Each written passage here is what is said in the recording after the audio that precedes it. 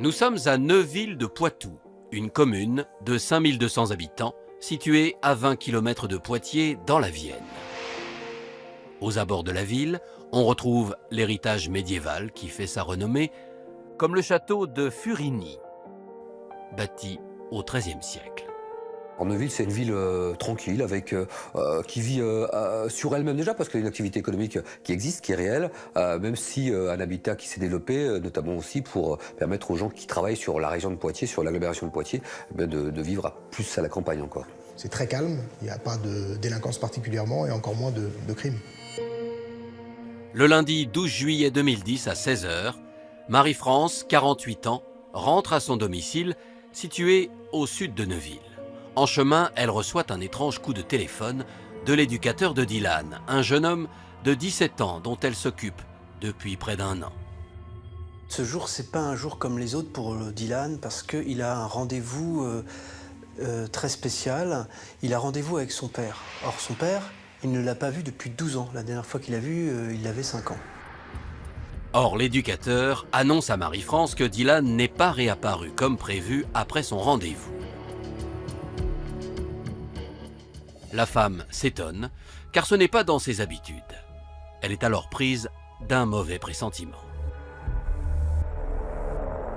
Elle s'inquiète sans savoir, mais elle ressent quelque chose de désagréable en elle, mais sans en mettre des mots dessus. Et c'est vraiment quand elle arrive et qu'elle gare sa voiture et qu'elle voit que sur le balcon il y a des traces de pas de sang, qu'elle comprend tout de suite ce qui s'est passé, un drame. Elle se demande où est Dylan, elle cherche et puis elle trouve dans le salon des tasses de café vides, donc elle se dit il a dû boire un café avec son père, ils ont dû discuter là, donc il ne doit pas être très loin. Sur le canapé, Marie-France remarque également un album photo qui ne lui appartient pas. Elle se dirige alors vers la chambre de l'adolescent et soudain, l'inquiétude fait place à l'angoisse. Elle s'aperçoit qu'il y a des traces de sang qui ressemblent à des traces de pas sur le sol du salon et qui mènent à l'escalier qui monte à la chambre de Dylan. Donc elle décide de monter l'escalier et de voir ce qui se passe.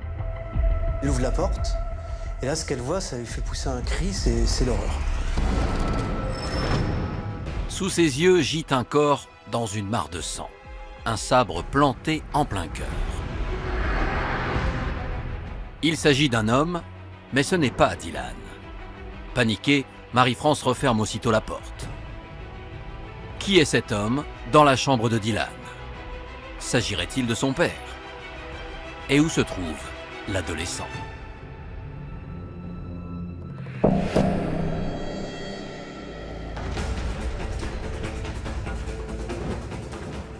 À Neuville-de-Poitou, les secours, accompagnés des gendarmes, arrivent au domicile de Marie-France. Dans un premier temps, ils tentent de déterminer l'identité de la victime. En examinant le corps et notamment le bras, il y a un tatouage. Un prénom y est inscrit, celui de Sabine, la mère de Dylan. La victime est donc bien le père de l'adolescent. Les gendarmes poursuivent leurs observations. Les gendarmes constatent donc qu'il y a une dizaine de blessures sur le corps. D'abord sur les mains, alors ça c'est classique, généralement c'est des blessures de défense. Et puis surtout la blessure principale, la plus spectaculaire, dans le thorax il y a un katana. Un katana, un sabre japonais qui a littéralement transpercé la victime. Pour planter une arme, même un katana, même bien aiguisé, à cette profondeur-là, traverser un corps humain, c'est pas anodin. Ça dénote une force, sans doute guidée par une fureur énorme. En poursuivant leurs investigations, les gendarmes sont attirés par un dossier tombé sur le sol de la chambre. Dans ce dossier, il y avait des photos du courrier et puis une procédure. Et c'était une procédure que la mère avait entamée contre son père pour violence. Une plainte qui remonte à 15 ans. Dylan aurait-il voulu venger sa mère, maltraitée? Pour les gendarmes, c'est une première hypothèse sérieuse. Plusieurs éléments permettent très vite aux gendarmes de découvrir que Dylan a tué, a priori, a tué son propre père. Donc un parricide, on se dirige vers un parricide. Sur place, les gendarmes interrogent l'éducateur de Dylan. Il est la dernière personne à avoir vu l'adolescent. Peut-être a-t-il remarqué quelque chose d'anormal. Cet éducateur explique en tout cas aux enquêteurs que ce matin, lors de l'arrivée de son père au rendez-vous, Dylan n'était pas à l'aise. Dylan est perturbé, il ne sait pas comment faire pour montrer ce qu'il ressent vis-à-vis de son père. Et donc il l'embrasse pas, il lui dit bonjour comme ça de vive voix, il lui serre pas la main. Il va garder ses distances, ça va être assez froid comme échange, en tout cas il va le ressentir comme tel. Et puis bon, des politesses d'usage vont être échangées. L'éducateur va considérer que les choses ont l'air de bien se passer et que le père et le fils ont besoin d'une certaine intimité, va les laisser seuls. Alors l'éducateur leur donne rendez-vous 2 heures plus tard. C'est durant cette période que le crime a été commis. Sur place arrive alors Sabrina, la fille de Marie-France. Interrogée par les gendarmes, elle aussi indique que Dylan avait un comportement étrange ces derniers temps. La veille, il était blanc, il n'était pas comme d'habitude, il était plutôt replié sur lui-même. Et quand ma mère m'a dit demain il rencontre son père, je me suis dit ça le travaille puisque ça fait 12 ans qu'il ne l'a pas vu son père. Où pourrait se cacher l'adolescent? Sabrina a un mauvais pressentiment. Et moi, la première chose que je me dis, je repense que Dylan voit son père. Pour moi, Dylan s'était suicidé. C'est la première chose qui me vient en tête. Où se cache Dylan? Est-il en fuite? Ou, comme le pense Sabrina, aurait-il commis l'irréparable après avoir tué son père?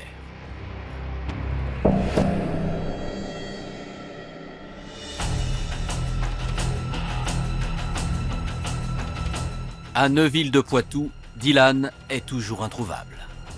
Mais un événement va venir accélérer les recherches. À 17 h, ce même jour, une femme d'une 50aine d'années pousse la porte de la gendarmerie des Ormes, à 60 km de là. Elle est en état de choc. Elle explique qu'à 15h10, elle se rendait à la poste de Neuville quand un jeune homme a surgi de nulle part. Il a traversé devant ma voiture et là, il est venu vers la porte de mon côté, chauffeur. Et là, il m'a mis le couteau sous la gorge en me disant « si, pousse-toi ou je te tue ». Donc là, je suis passée à côté, donc là, il a pris le volant. On se dit, ça va pas durer longtemps, quoi. Ça va, on va sortir du bourg et puis il va me lâcher. Malheureusement, c'est pas ce qui s'est passé. Le jeune homme prend alors la direction des Ormes. Visiblement, il ne sait pas conduire. Il passe difficilement les vitesses et semble ne pas savoir où il va. Il était très très menaçant, oui, parce que moi je lui demandais toujours à descendre. C'était assez souvent, bien sûr, je veux dire toutes les 5 minutes, je lui demandais qu'il me laisse partir. Et là, il voulait pas, donc bien sûr, et à un moment, là, il m'a dit, de toute façon, j'ai déjà tué quelqu'un et j'ai pas l'intention de recommencer. La femme ajoute que le téléphone de son agresseur n'arrêtait pas de sonner, mais il n'y répondait pas. Au bout d'1 heure de route, la voiture s'engage dans un chemin de terre. Il m'a dit, vous pouvez descendre. Et puis, moi, je ne le croyais pas, quoi. Donc, il me l'a répété. Là, vous pouvez descendre.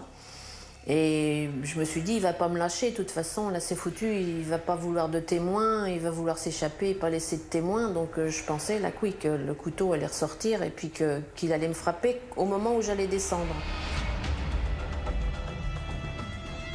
Mais, contre toute attente, la femme se retrouve libre. Face aux gendarmes, elle décrit son agresseur. Immédiatement, le lien est fait avec Dylan. Un plan d'interception est mis en place. Une demi-heure plus tard, le fugitif est localisé. Ils ont retrouvé Dylan dans une voiture, dans un fossé. Et il y a eu une course-poursuite et on a fini par l'attraper et l'arrêter. À 17h30, Dylan est interpellé. L'affaire est confiée à la brigade de recherche de gendarmerie de Poitiers. Interrogé par les enquêteurs, le jeune homme de 17 ans ne se montre pas très coopératif. Il va passer une longue phase pendant la garde à vue de plusieurs heures, pendant lesquelles il ne va absolument pas parler. C'est-à-dire qu'on lui pose des questions, il ne répond pas. Il répond ni oui, ni non, ni ne donne d'explication. Il se mure dans un silence de plomb. Un psychiatre est alors appelé en renfort. Face aux spécialistes, Dylan, cette fois, passe aux aveux. Ce qu'il dit au psychiatre est assez édifiant parce que ça va être raisonné tout au long de cette histoire. Il dit « Je voulais tuer mon père.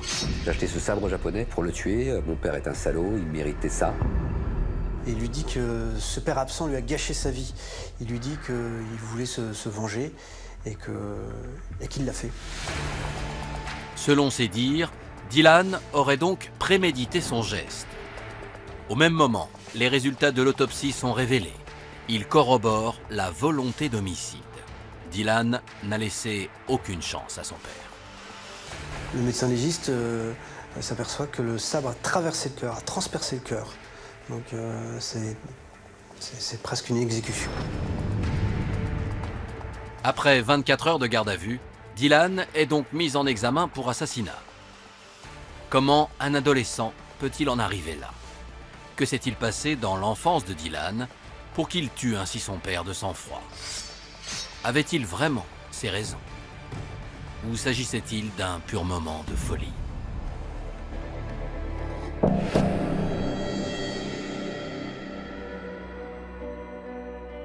À la brigade de recherche de Poitiers, les enquêteurs se penchent sur la vie de l'adolescent.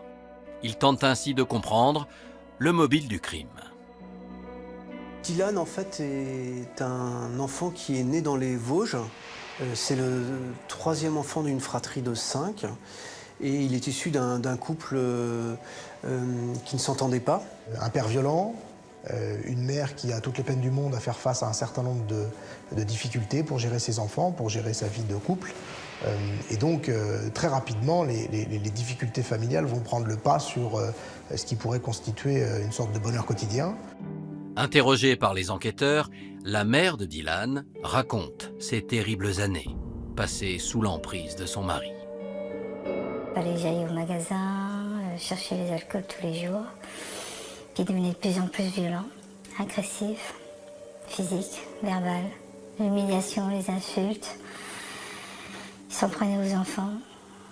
Donc moi, bien sûr, j'arrivais, je les protégeais comme je pouvais. Et puis je préférais que ce soit moi qui prenne le coup que par rapport à mes enfants. Autre traumatisme, Dylan perd sa petite sœur, alors qu'elle n'est encore qu'un bébé. Dans cette famille, l'histoire du décès de cette sœur très tôt, c'est un non-dit. Et c'est un mystère sur lequel d'ailleurs on n'arrivera pas à faire la lumière. À l'époque, le décès a été qualifié de mort subite du nourrisson. La mère de Dylan, elle, n'est pas de cet avis. Elle pense que c'est son mari qui en est responsable.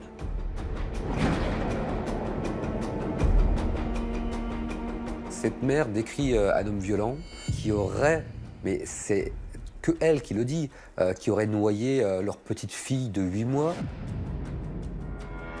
En 1996, la mère de Dylan prend une décision radicale. Elle quitte le domicile conjugal avec ses enfants.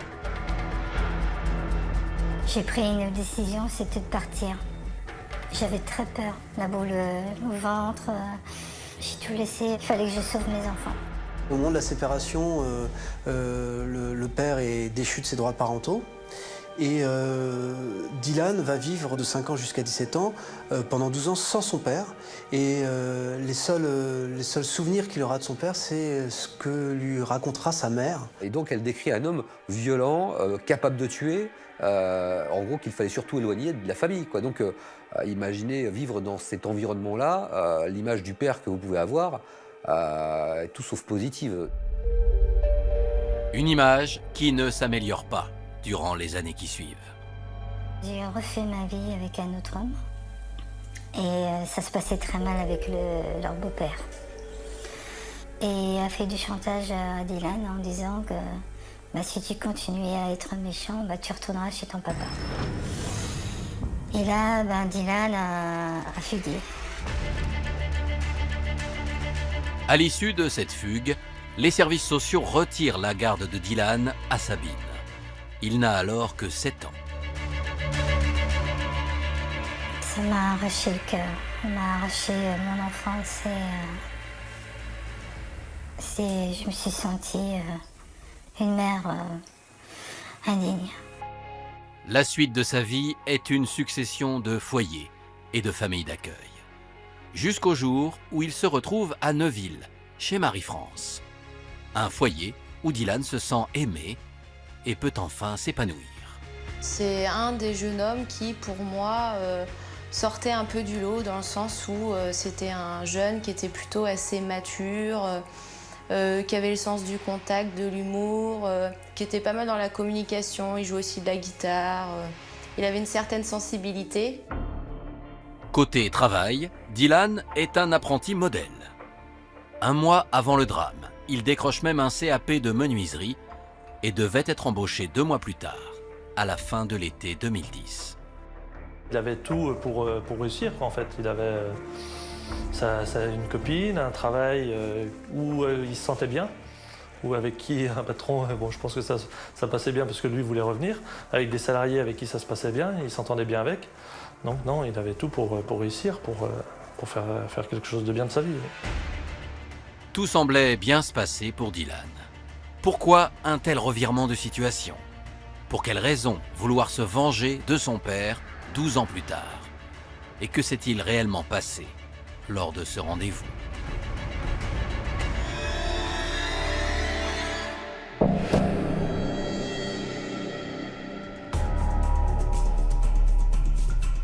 À Poitiers, 24 heures après le drame, les enquêteurs réinterrogent Dylan.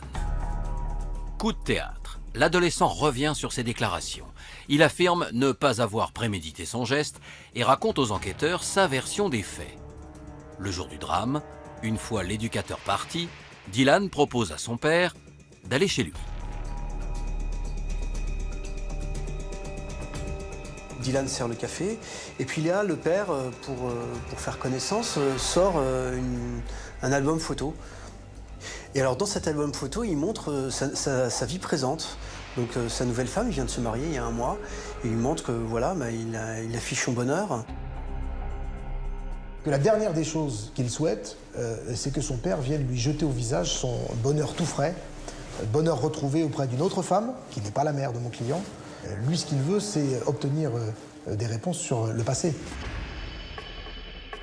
Père et fils se dirigent à l'étage, dans la chambre de l'adolescent. Dylan lui montre alors le fameux dossier. Il dit face à son père, regarde ce dossier, regarde, il y a une plainte. Il y a la plainte de l'époque, il y a la plainte d'il y a 12 ans où tu avais violenté ma mère. Il y a toute la procédure, il y a les conclusions de l'avocat, il y a tout dans ce dossier. Donc ça prouve bien que c'est toi qui étais violent avec ma mère. Dylan veut également des explications quant au mystère qui entoure le décès de sa petite sœur. S'agit-il d'une mort subite du nourrisson ou Bernard l'aurait-il tué? Et là, le père répond oui, c'est moi, mais je vais tout expliquer. Et là, Dylan est de plus en plus nerveux. Dylan a empoigné son sabre et a donné le premier coup. S'ensuit alors un déchaînement de violence de la part de l'adolescent.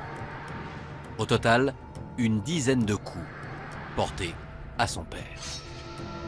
Notamment le fameux coup mortel dans le cœur qui a transpercé le cœur. Le fils transperce le cœur de son père.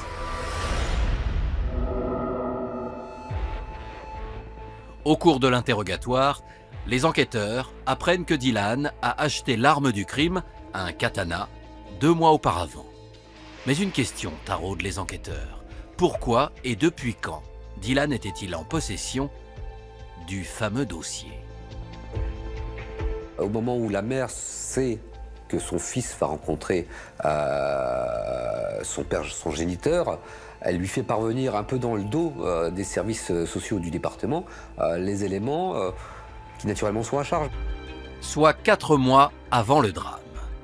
La mère de Dylan explique qu'avant son rendez-vous, elle voulait que son fils connaisse la vraie nature de son père et qu'il sache pourquoi, durant toutes ces années, elle l'avait écarté de lui. J'ai perdu mon fils. Il était différent, froid, distant. On se parlait plus. Il m'en voulait parce que je me suis tue. Donc moi j'ai envoyé directement le jugement par courrier au domicile de sa famille d'accueil en espérant que quand il lira tout le jugement, qu'il aura un autre regard vis-à-vis de moi, quoi. À l'issue de l'instruction, en dépit des éléments troublants, la préméditation n'est pas retenue. Le chef d'inculpation est donc requalifié en meurtre sur ascendant. Malgré tout, Dylan encourt la prison à perpétuité. Que décideront les jurés lors de son procès? Lui trouveront-ils des circonstances atténuantes?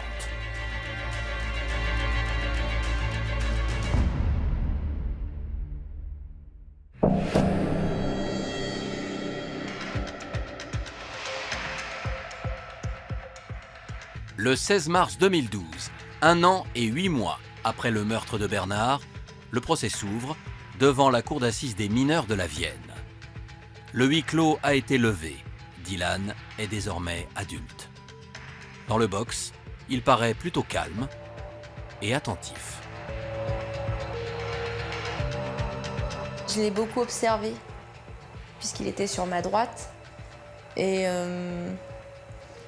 il était assez neutre. Dylan reste très discret. Il dit pas grand-chose.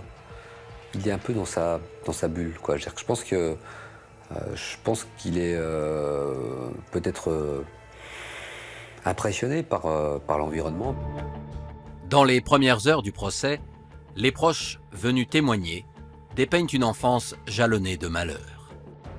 Dylan est décrit comme une victime de la société. Mais les avocats des parties civiles s'insurgent. Au final, il n'y a plus une victime dans cette affaire.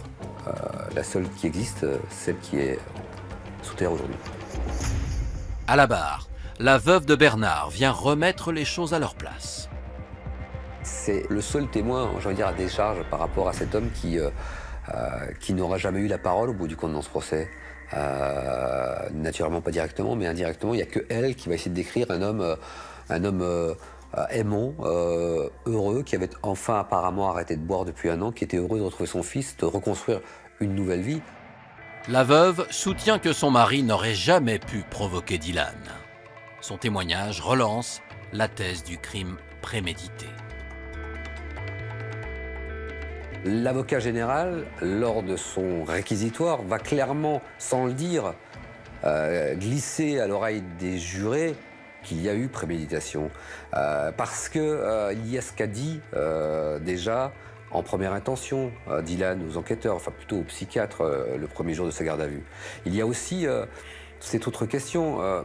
Dylan emmène son père dans la maison familiale. Ils discutent une première fois là. Après, il veut l'emmener dans sa chambre. Et c'est dans sa chambre que se trouve le katana. Une thèse également partagée par son entourage. Selon moi, il avait dans l'idée de régler ses comptes avec son père. Pour lui, c'était un bourreau, il fallait qu'il meure. Donc, voilà, il s'était préparé à ça. Pour l'avocat de Dylan, la question de la préméditation n'a pas lieu d'être. Son client a été mis en examen pour meurtre et non pour assassinat. En revanche, il pointe du doigt les services sociaux. Au départ, on a un jeune homme qui, lorsqu'on lui explique que son papa a pris contact avec les services sociaux, ne souhaite pas le rencontrer. Il va y avoir une démarche qui va être effectuée pour le convaincre de rencontrer son père.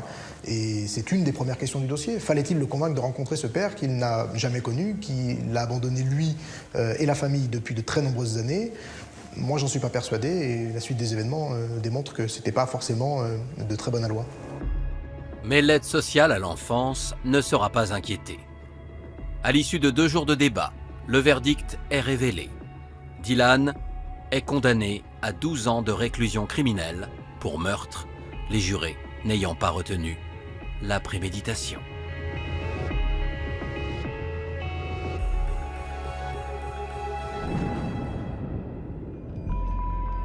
Aujourd'hui, Dylan a été transféré à la prison de l'île de Ré. Il est toujours en contact avec sa mère et ses anciens camarades de classe, mais également avec sa famille d'accueil, avec laquelle il échange régulièrement des courriers. On n'oublie pas.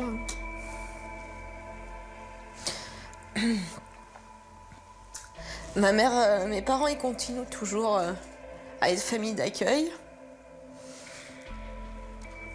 Ils se remettent tout le temps en question, surtout. Ils ont, plutôt de culpabiliser de ce qu'avait fait Dylan, ils ont préféré le soutenir, encore, pour que eux ils avancent aussi dans leur travail et dans leur vie personnelle, et que Dylan aussi avance de son côté.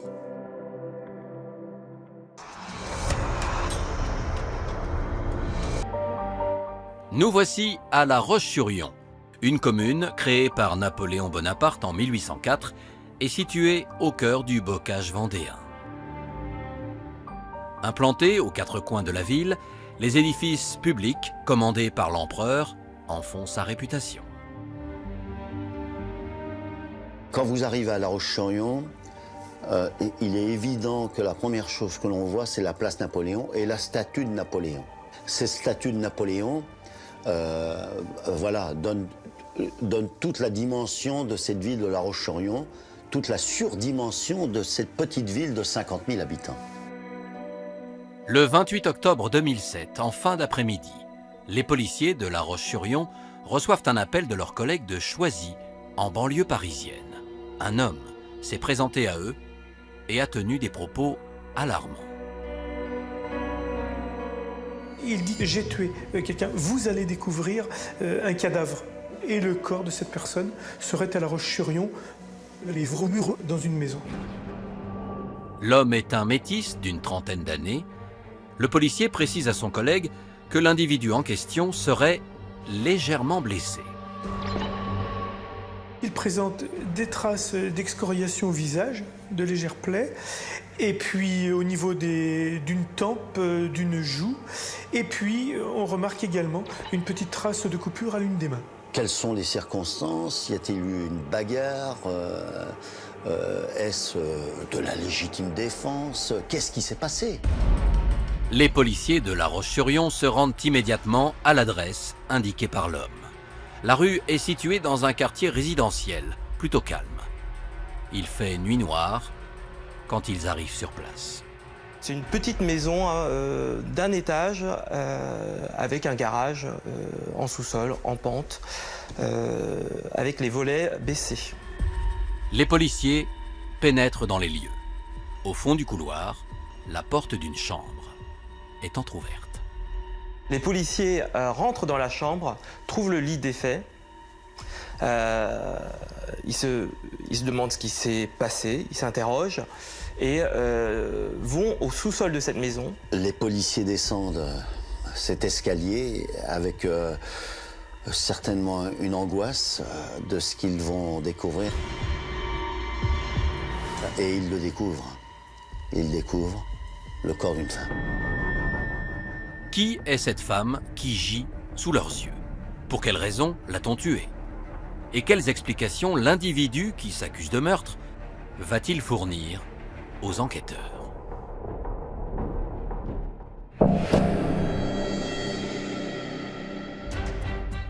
À La Roche-sur-Yon, au sous-sol du pavillon, les policiers font face à un corps sans vie.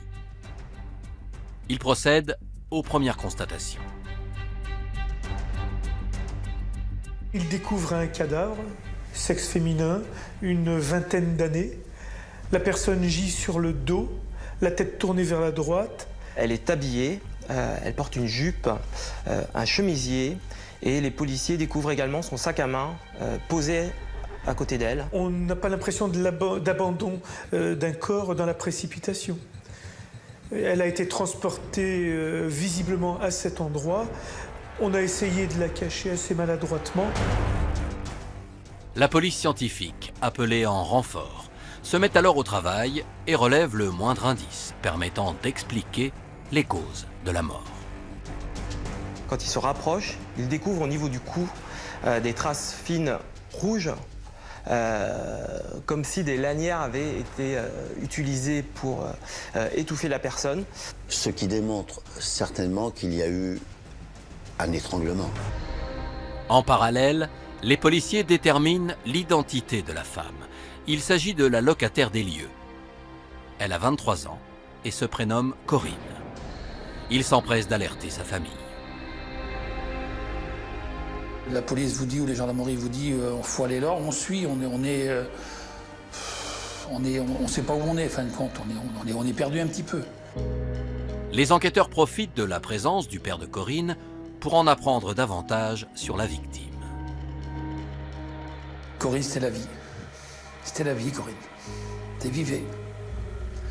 Elle vivait, elle était souvent vite, mais elle vivait, elle était pleine de vie, quoi, voilà. C'était...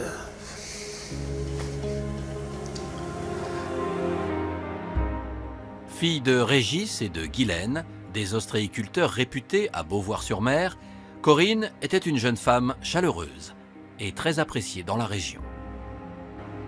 Corinne avait une très bonne réputation. C'était une jeune femme pleine de vie qui, à l'image de ses parents, aimait bosser. Elle avait multiplié les petits boulots sur la côte. Dans un souci d'indépendance, elle avait fait choix de venir s'établir à La Roche-sur-Yon. Elle était dans les lieux depuis 1 mois et elle venait de signer son CDD. Une des hypothèses étant celle d'un crime passionnel, les enquêteurs s'intéressent également à la vie sentimentale de la jeune femme. Est-ce qu'elle croyait au grand amour? Est-ce qu'elle avait des petits copains? Évidemment. C'est quelqu'un qui a du succès, qui a des petites aventures, qui a découvert récemment les liaisons par le web, ce qu'elle ne pratiquait pas avant. Ces derniers temps, Corinne était d'ailleurs en contact régulier avec un garçon qu'elle devait rencontrer prochainement. Corinne échange depuis quelque temps avec un homme sur le web et cet homme doit venir en Vendée. Et il doit venir ce week-end précisément. Une amie de Corinne précise aux enquêteurs que l'homme s'appelle Nicolas. Les policiers font immédiatement le lien avec l'individu qui s'est accusé du meurtre de Corinne en banlieue parisienne. Mais qui est Nicolas? Comment s'est déroulée sa rencontre avec la jeune Vendéenne? Et surtout, pourquoi a-t-elle viré au drame?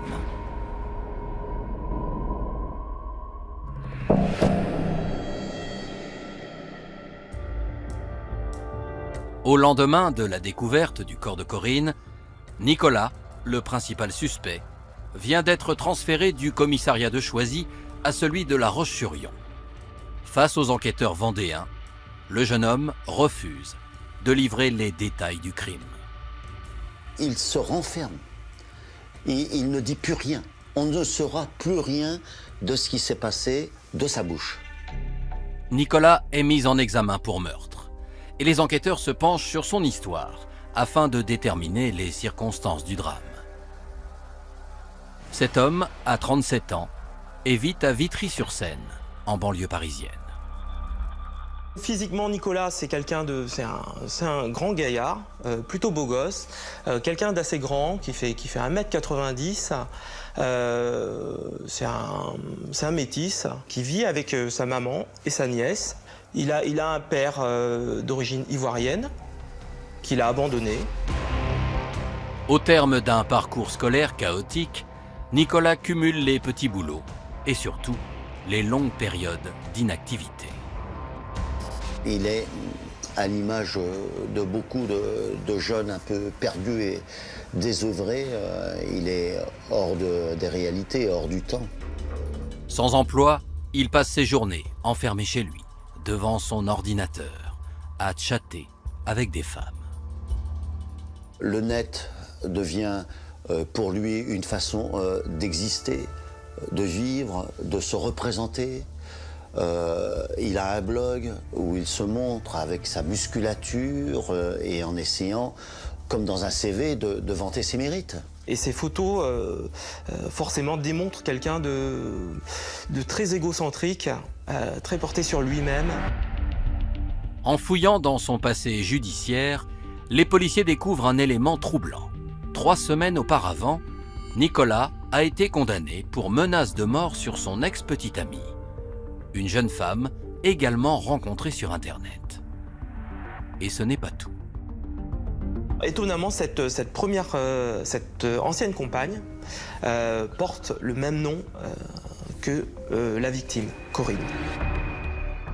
Les enquêteurs interrogent alors les proches de Nicolas. Sa nièce était présente à son retour de Vendée. Un retour prématuré. À l'origine, il devait rentrer le mercredi ou le jeudi. Imaginez, il arrive le dimanche matin, il est bizarre, il n'est pas dans son assiette, et là il le dit dès le départ, j'ai fait une grosse connerie. Sa nièce le questionne, il veut donner à sa nièce des objets qu'il a ramenés de Vendée. Il veut lui donner un appareil photo, un petit Polaroid, il veut lui donner un ordinateur portable. La jeune fille refuse les objets qui semblent avoir été dérobés. Elle entend alors un bruit suspect dans le vide ordure. Nicolas s'est manifestement empressé de détruire toute preuve, du moins le croit-il.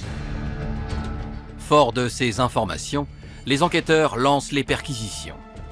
Au domicile de Nicolas, ils découvrent, dans les poubelles, un appareil photo appartenant à Corinne. Dans sa chambre, ils relèvent d'autres indices compromettants. Les policiers trouvent donc un ordinateur portable qui s'avérera être celui de Corinne, et puis bien sûr placent sous scellé l'ordinateur portable de Nicolas, de façon à pouvoir l'exploiter.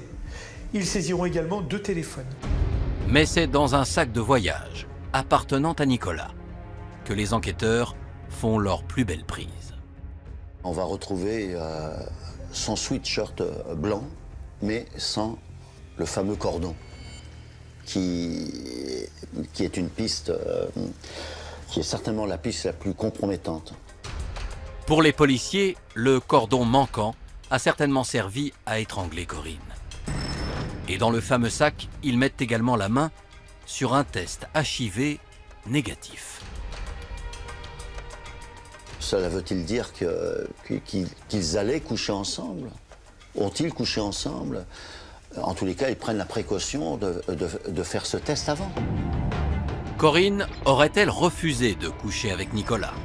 Le jeune homme serait-il alors entré dans une colère telle qu'il aurait commis l'irréparable? Les ordinateurs et les téléphones perquisitionnés donneront-ils plus d'explications sur le scénario tragique de cette rencontre?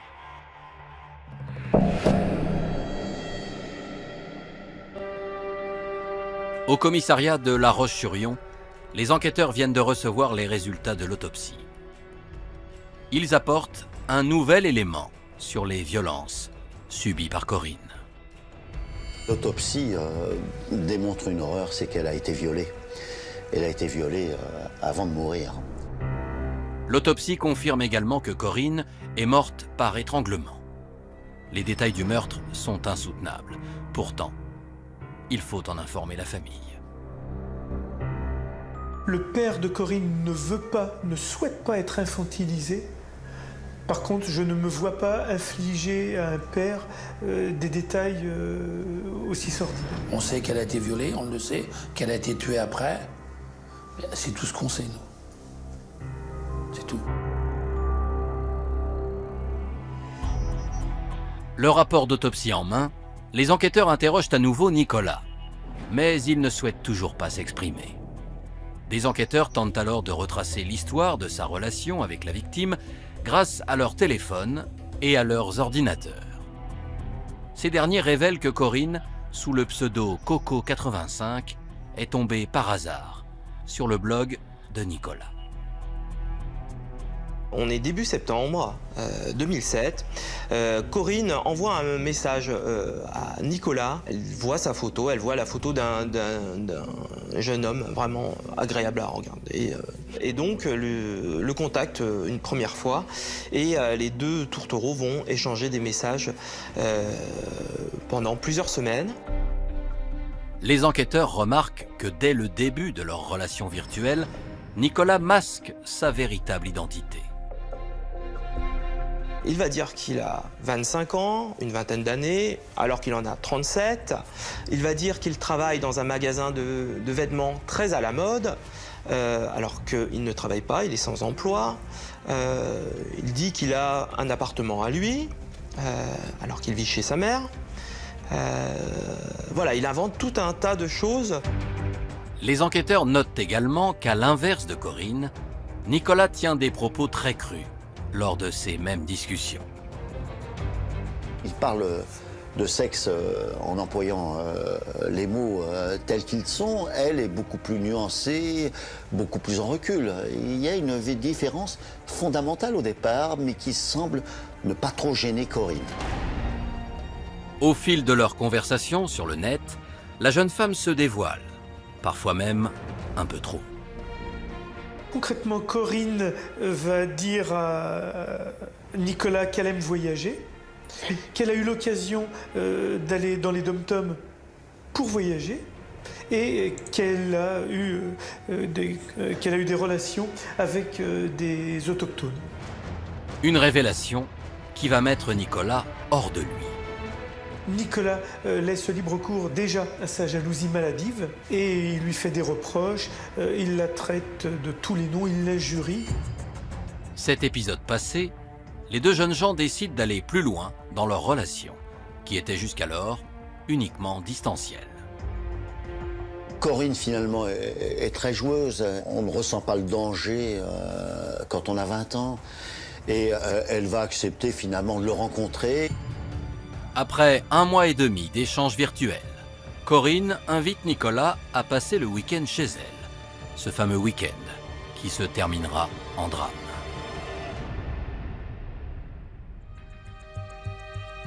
Le vendredi soir, la jeune femme récupère Nicolas à la gare de La Roche-sur-Yon, à 22 h. Le couple va passer une première soirée apparemment sans histoire. Le lendemain matin, Corinne laisse Nicolas à son domicile pour rejoindre son magasin, où elle est vendeuse, et elle embauche comme tous les matins vers 10 h. Sur son lieu de travail, Corinne se confie à sa collègue.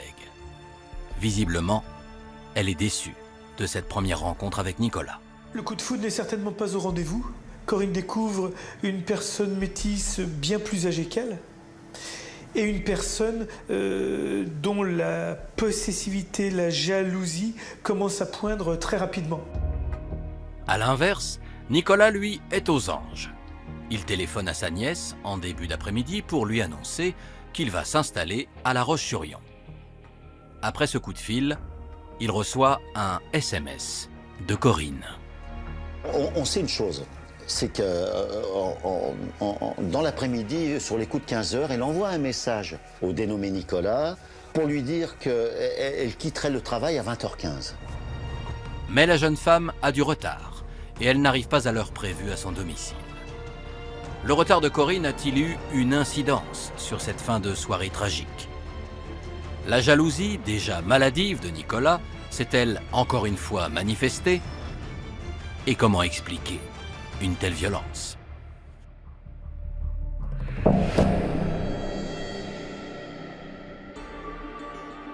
Au commissariat de La Roche-sur-Yon, les policiers entendent à nouveau Nicolas. Et pour la première fois, il va parler. Il raconte que Corinne est rentrée plus tard que prévu ce samedi soir. Il lui demande alors de s'expliquer et sa réponse est sans équivoque. Elle va lui dire et prétendre qu'elle a eu une relation sexuelle en cours de route. Ce qu'il dit. Nicolas voit rouge, il défait le cordon de sa capuche de suite, le passe autour du cou de Corinne qui se débat. Il l'a étranglée jusqu'à ce que mort s'en suive. Et ensuite, il reste prostré à côté du cadavre pendant plus d'une demi-heure. Il décide alors de se saisir du corps. Il prend sa victime par les aisselles et la soulève, l'entraîne jusqu'au sous-sol de la maison où il la dépose sur le sol. La version de Nicolas ne convainc pas les enquêteurs, d'autant plus qu'à aucun moment le jeune homme ne parle du viol, clairement démontré lors de l'autopsie. Les policiers récupèrent le contenu effacé de l'appareil photo de Corinne et ce qu'ils découvrent leur glace le sang. Ça fait 22 ans que j'exerce, je n'ai jamais vu quelqu'un prendre de photos de la personne qu'il venait de tuer. Est-ce qu'il a besoin d'immortaliser ce qu'il vient de faire? Est-ce qu'il a besoin d'avoir la certitude que la personne est bien morte?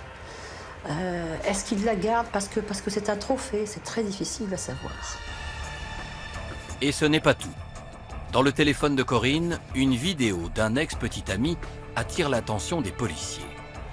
Elle pourrait expliquer le comportement de Nicolas le soir du drame. Ce petit ami qui se masturbe sur l'image, est-ce que c'est ce qui va déclencher sa fureur? On peut le supposer, mais on n'en a aucune certitude. Nicolas est entendu par le juge d'instruction. Contre toute attente, il avoue que la vidéo est à l'origine du crime. Mais il nie toujours avoir violé Corinne.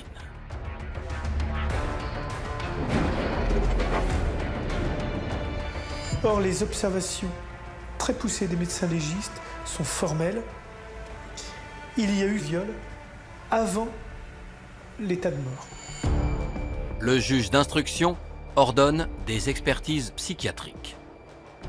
Dans un premier temps, Nicolas va tenir des propos incohérents. Au premier expert, il dit qu'il est né en Hongrie, qu'il s'appelle Johan. Qu'il a fait la guerre du Vietnam, bon, c'est tellement outrancier, si vous voulez. Bon, il a peut-être vu le jour en Hongrie, mais tout le monde sait quand même qu'on ne voit pas pour quelle raison il serait allé faire la guerre au Vietnam. Pour moi, si vous voulez, ça relève essentiellement d'une démarche de provocation.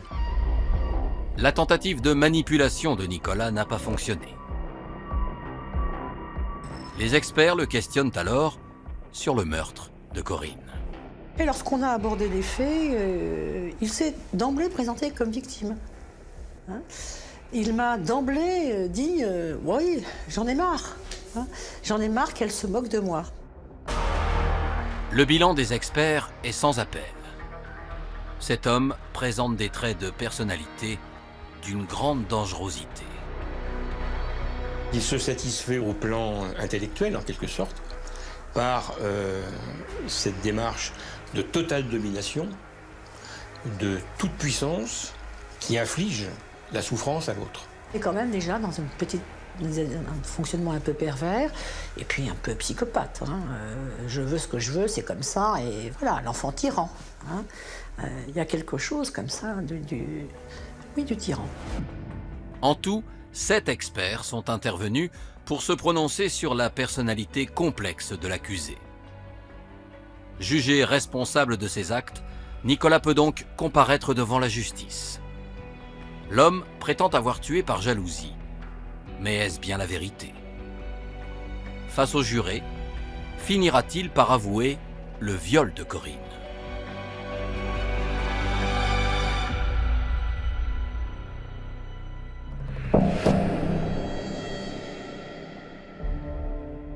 Le 20 mai 2010, soit 2 ans et demi après les faits, le procès de Nicolas s'ouvre devant la cour d'assises de La Roche-sur-Yon.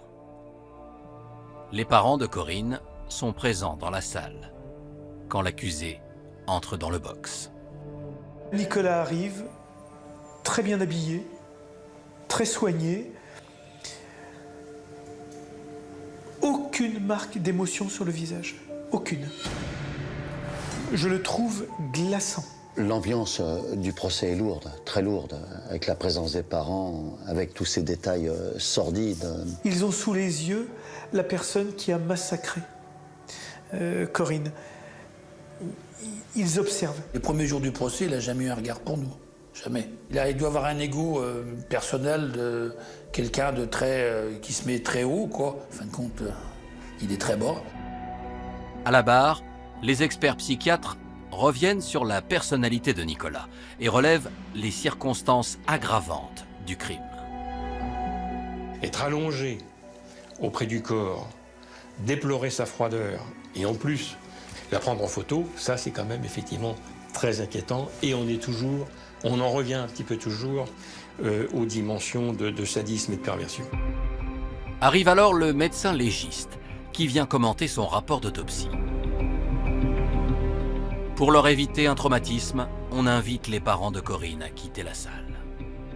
On nous a fait sortir au moment du rapport du médecin légiste. Et que c'était là, c'est vrai que bon, c'était dur, mais comme on est sorti, on est re-rentré après, et dans les questions posées au médecin légiste, quand on est re-rentré, on a compris. Une nouvelle fois, Nicolas a été interrogé sur le viol de Corinne, une agression qu'il a toujours niée. Et l'accusé reste muré dans son silence. J'aurais aimé voir cette parcelle d'humanité qu'on peut voir chez tout être humain. Un signe de faiblesse, un commencement d'explication. Et je ne l'aurai jamais. Pourtant, le dernier jour du procès, Nicolas consent à prendre la parole. Nicolas s'adresse à la famille, s'adresse aux jurés, en faisant comprendre qu'il tenait à Corinne. Il nous dit à la fin qu'il l'a tué parce qu'il l'aimait, comme tout à l'heure, mais enfin bon, ça n'a pas de sens. Il l'a connu pendant même pas 1 heure ou 2 heures. Non. À l'issue de 2 jours de débat, les jurés rendent leur verdict. Nicolas est condamné à 30 ans de réclusion criminelle, une peine assortie d'un suivi socio-judiciaire d'une durée de 10 années à sa sortie de prison. On ne peut pas parler de satisfaction pour mes clients. Ils savent une chose, l'opération deuil maintenant peut commencer. Nicolas a été reconnu coupable. Et ça, il fallait que ça commence par là.